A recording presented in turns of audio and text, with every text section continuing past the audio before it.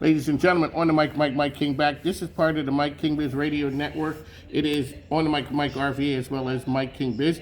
Alrighty, so this is an interview I've tried to have. We've tried to have it for a while. There were some hiccups, but now this is just a mini one right here. It's just an intro. It is an intro. That's what we do it. So tell folks who you are and what you do. Sure, I'm Jennifer James. I'm a life coach in Richmond, Virginia, and I take on global clients too. So I had my own awakening in COVID where I launched my business and I had to reset my own life. So I realized that there are women out there who are on the back burner. They don't really take care of themselves. So I wanted to create a place for women to come and find that accountability partner and have somebody along themselves to walk the life with them, because we all go through transitions, but we try to do everything alone and by ourselves. And it shouldn't be that way. So I believe in coming alongside women, helping them in the transitions of life and becoming whole in mind, body, and spirit, because we need to be in alignment on all areas for our beings, because that's how God created us. And if you just focus on the emotional part and not the spiritual part or the physical part, something is going to be off balance. And I'm on my healing journey, but I believe that we need that community of women to link arms with each other and just work on our wellness journey and, be all that God created us to be. Holy Mom. Correct. WHOLYMOM. All right, let's go with that one. So from a business standpoint, that's good. Oh, thank you. All right, so I coined the term, and that means becoming whole in mind, body, and spirit through God's holy presence. So it's holy with a capital H. I'm also a podcast host. My podcast is the Holy Mom Chat podcast, and it's available on Apple, Spotify. And the whole idea is I want to empower, equip, and educate women to become whole. So it's a free resource for women to just, tune in and learn how you can become whole. And I bring on different experts in their field, be it children's mental health or women's mental health, or speaking about endometriosis, headaches, migraines, you name it. I've had do you guys multiple touch experts. on menopause? Not yet. I haven't yet? touched on it yet. I had one guest who shared her breast cancer journey. So she touched on a little bit on it, but I haven't had that topic. So thank you for that idea. Okay, because that's something that me and my wife right now, that is an issue that we've been going through. And sometimes when you go through those things, it is a family issue. Yes, it is. And so one of the parts when I always talk to women is, and men don't have it, men can separate. Yeah, but they can have midlife crisis. It's no question, because the one part about it, women will talk. Yes. And you ask a man how you doing, and he's like, Demetra, I'm fine. The wheels are coming off. Yes. Because we don't have anyone to talk to. Right. It's like, how you doing? I'm good. How you doing? Okay, I'm fine. I'm great. Yeah. And we're not. What did COVID do? What did COVID do how you saw everybody got sent home? Right. How are people doing now as opposed to, say, 6 months ago? So I feel like every time we have a trial, it tests our personality. It determines who we are and how we're going to handle it. For me, COVID brought out the catalyst in me to bring about the change, the healing that I needed in myself, to pursue my PhD that I had put on hold for 10 years, and just reset the button for myself. But for other people, I feel like people are coming out of that phase of being scared and afraid versus having that grit and knowing that they can face opposition. They have the power within them to deal with difficulties and making the change that they need to do. And it also has built a big need about connection. That connection with people is important, because prior to that, I feel like everybody was in their own zone and going with the flow. We were good. Right. We were good. And the thing was, and a lot of times this is another thing where women are different than men. Women stepped off of the treadmill to go deal with family members and family issues. A man got off because, I needed to take some time off. There was a character flaw in you because you took some time off. Well, the whole world got sent home. The whole world got sent home on time out. And it forced everybody to sit and look at how we were, what we were doing, and all of a sudden it gave us some time on self-reflection.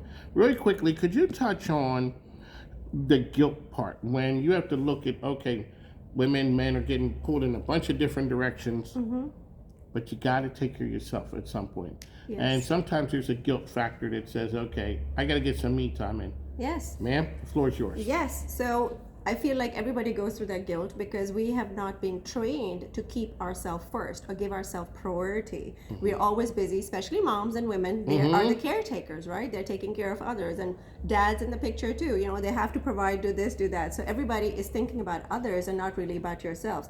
But when we don't take care of ourselves, guess what? You cannot pour from an empty cup. You cannot give the other person the oxygen mask till you put your own oxygen mask. I didn't get that. Which part? That part about and I was in the Army for a very long time. I did a whole bunch of things. I was a medic in the Army, and it took a long time before I got that, because the natural instinct is to put the mask on and take care of that person.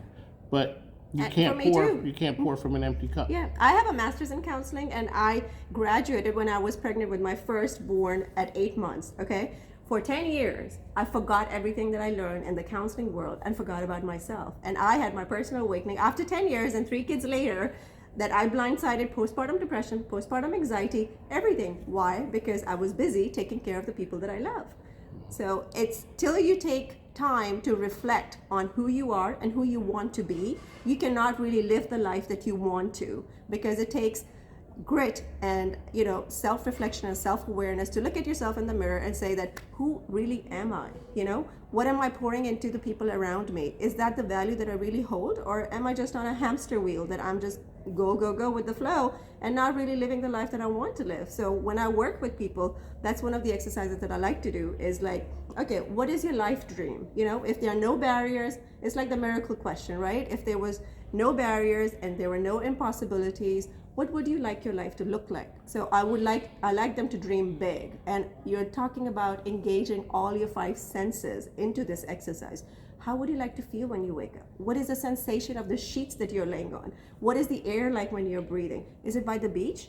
Is it at home? Like, where is it? Where are you? So really engaging all your senses and bringing yourself into that exercise, because till you have a vision about your life, you cannot create small goals towards that big vision. So it's really important to take the time, think about yourself, and think about what you want to show up as. Because I feel, till I started taking care of myself and really putting my mind, body, and spirit in alignment, I was not able to show up as a better version of myself. I wouldn't have been here if I wouldn't have done the work that I needed.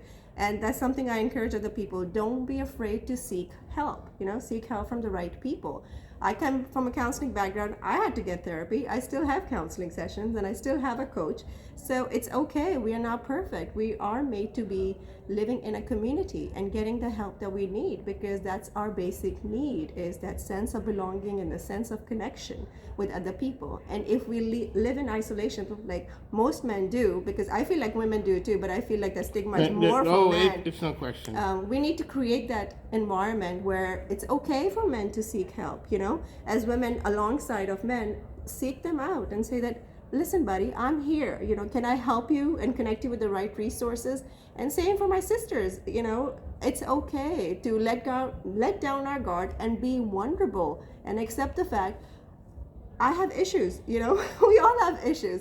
I believe that how the momentum has been gained about trauma-informed care, and how COVID has hit and said that, oh, we all are dealing with mental health issues. I believe everybody is a result of trauma. Everybody has experienced trauma to some extent or they not. Like, were you not yelled at some point or the other when your dad scared you by yelling at you? That's one sign of trauma. So how does that impact and show up in your life now? Have you dealt with it? Are you on that hamster wheel and repeating the same parenting pattern? Or have you taken a step back and made an intentional effort that I'm not going to do that to my child? So these are just little definitions of how trauma impacts our life. But what is the healing journey like? You need to get help. You need to be with trained professionals and doing the right work, and be willing to change, because we are all on a transformation journey. If we are not willing to change, we are going to be stuck in a stagnant position. So it's really, how bad do you want it? How bad do you want the change?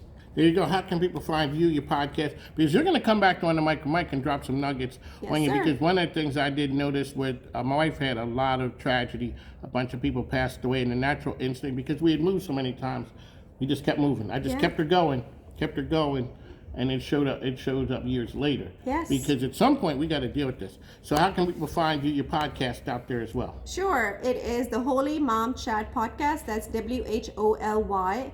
WHOLYMOM Chat Podcast. It's on Apple, Spotify, Google Podcasts, Alexa, most platforms. It's out there. And my website is holymom.com, and my Instagram handle is holymom as well. So WHOLYMOM. So drop in, tune in, send me a DM. I would love to connect and see how I can help you in your transformation journey. Blessings. Oh, you're good. You're good at this. I gotta go. It makes me question being a radio talk show host. I gotta go. Bye.